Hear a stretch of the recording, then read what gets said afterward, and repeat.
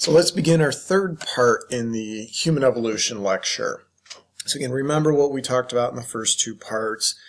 We can trace human origins back, or we could, let's say, start at the mammalian, the appearance of mammals 200 million years ago, and then the mass extinction of the dinosaurs, the fifth extinction event, allowed mammals the opportunity to diversify. That was roughly around 55, 60 million years ago. That's when we see mammals evolving into all these different branches. This is when primates first start to appear. The Earth is a very different environment, mostly tropical rainforest, so primates do really well in the jungles, adaptable to life in the trees. So look at all the key features that make a primate a primate. What makes a primate a different mammal than a dog or a cat or a horse? Look for those four key features we talked about. Then as primates evolved roughly 6 to 10 million years ago, we see the split between what would eventually become the human and the ape line, or what we call the hominid and the ape line. And the big key feature on hominids, they walk on two legs. They are bipedal. Look up and again make sure you're comfortable with what are the key features of being a bipedal organism.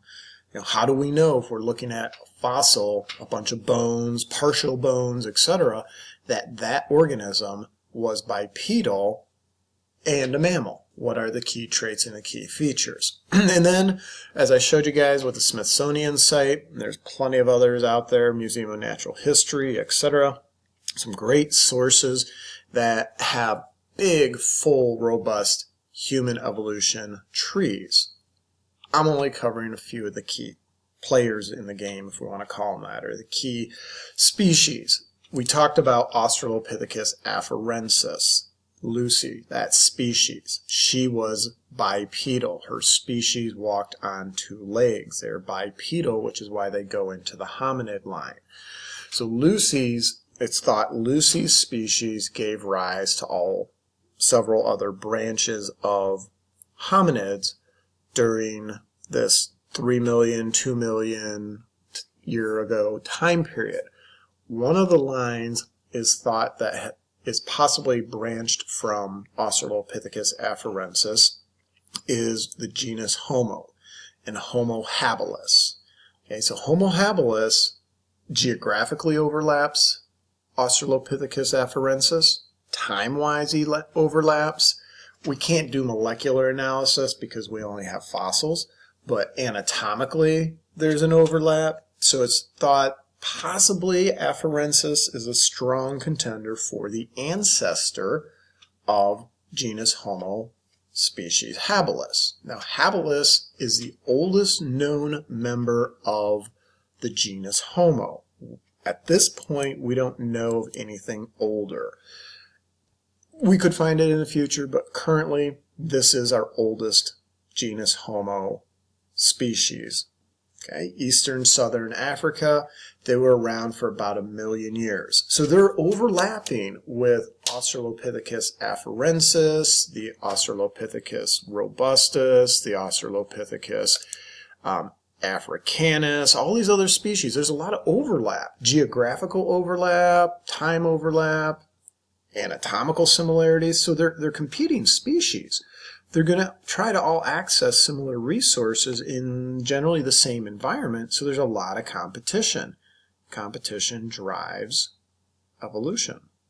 You have to compete. Natural selection, that's one of the key foundations of natural selection, is there's competition going on that causes selection. So what's thought to have happened is Homo habilis outcompeted some of those other species. Those others, Africanus, Robustus, Aethiopicus, etc., they all went extinct. But it's thought habilis continued to evolve into a different species. I'll get to that in a few minutes here. But what makes Homo habilis unique, different, and special? We call him the handyman. All right, so here's Homo habilis. Homo habilis is the first known species of hominids that we have any evidence of to use tools. Now, plenty of species use tools. Otters take rocks and crack shells open. That's tool use. Chimpanzees use tools, sticks to go fishing for termites. But Habilis actually designed tools. They built them, they made them, and they intentionally crafted stone tools. We have direct evidence of this. So the picture here, these are Homo habilis tools next to a modern pickaxe. You can take a 2 million year old Homo habilis scraper and cut open a cow. That's an anthropologist skinning a cow with a 2 million year old Homo habilis tool. So you now have an advantage. You have a tool. You got a way to outcompete the other species in your environment, to outdo them. This gives habilis access to new sources of food. Previously, you had to chew your way through an animal carcass if you were trying to eat meat. So most of the Australopithecus were not meat eaters. They might have scavenged a little, but primarily they're eating fruits, vegetables, nuts, berries, whatever they can get a hold of. They, I'm sure, got some meat, but not as a significant component of their diet. Habilis shows meat became a big part of their diet. They now could access it. Meat is protein. So think all the way back to the protein information when we talked about food and chemistry. Protein contains amino acids. That is what we use to build more proteins. Now, it's not absolute necessity. Plenty of things survive as vegetarians. But when you look at primates and you add protein into the diet, all of a sudden the game changes. More development, more advancement, complexity of the body because an additional source of protein. So Habilis was definitely outcompeting the Australopithecus. But Habilis wasn't the dominant species in their environment. These guys were still getting eaten by the big cats in Africa. There's evidence, direct evidence of this. There's a Swanscrass cave in Africa, southern Africa, that had dozens of fossilized Homo habilis skulls in it. And when anthropologists first discovered it, they thought, oh my gosh, these guys must be like cannibals or headhunters or something. And this is some Homo habilis cave where they put all the heads from their enemies or something. But as the anthropologists started looking at the skulls and studying the remains, they noticed patterns. The skulls all had holes in them, 2 in the front, 2 in the back, puncture marks. Those puncture marks match up to the canine teeth of predatory cats that lived in Africa 2 million, 2.5 million years ago, the same time Habilis was in Africa. But the same time the Australopithecus were in Africa as well. So odds are these cats preyed upon all these different primate species when they had the opportunity. Cats do it today. They go after monkeys if they can get them. So we know Habilis was out competing the Australopithecus, but still not a dominant species in their environment. They're doing well. They're surviving. They're probably out competing the Australopithecus, but some of those guys were still getting their heads chewed off by those big cats. Okay, so Habilis is around for about 1 million years. So 2.4 to roughly 1.4 million years. We see Habilis then evolve, and it evolves into this species called Homo ergaster. Now, out of all the hominids, this is a species that we would consider the most successful, more successful than us. The reason we judge them as the most successful is how long they've existed on Earth. So they show up about 1.8 million years ago, and we see ergaster evidence dating back as young as 200,000 years ago. So it's a 1.6 million year run. Huge, huge time frame in regards to hominid evolution. So geographically, Africa, but then we also see them move into Asia and into Europe. So these people were completely capable of large, long-term mass migrations. But what made ergaster so successful? All right, so Habilis invented stone tools. Ergaster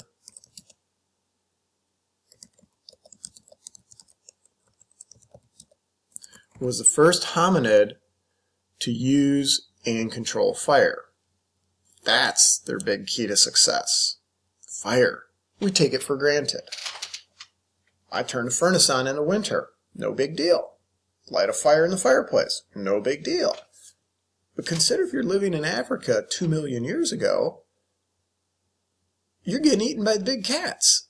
But if you can start to use fire, that scares away those big cats. You use fire, you cook your meat. Now all of a sudden how you access that protein changes significantly. You use fire, you stay warm. You can move into different environments that are not tropical. Europe, Asia. You use fire, you can actually stay in one area longer. You can protect yourselves. You can stay up at night and have more group social interaction. So Ergaster's use of fire was phenomenal, and it made a major, major difference in hominid evolution here. Now, they did use stone tools, but they didn't invent the originals. They took some of those concepts from Homo habilis and advanced it. So they just took it to the next generation of tool use. Okay, so somebody who creates an iPhone 9 in the future shouldn't, wow, celebrate this guy. No, they built it based on the earlier editions and just tweaked it. That's what Ergaster did with tools. They tweaked them, made them better, more efficient, stronger, more durable, more functional. But their novel thing that they figured out on their own was this fire.